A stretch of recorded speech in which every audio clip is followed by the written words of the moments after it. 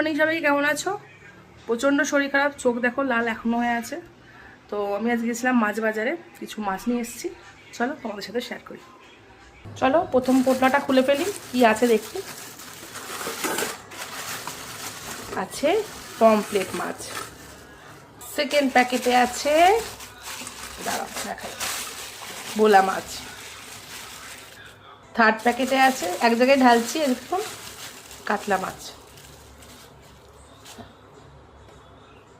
Packet আছে tilapia মাছ, অনেক দিন পর, অনেক বছর পর আমি নিয়ে এসেছি।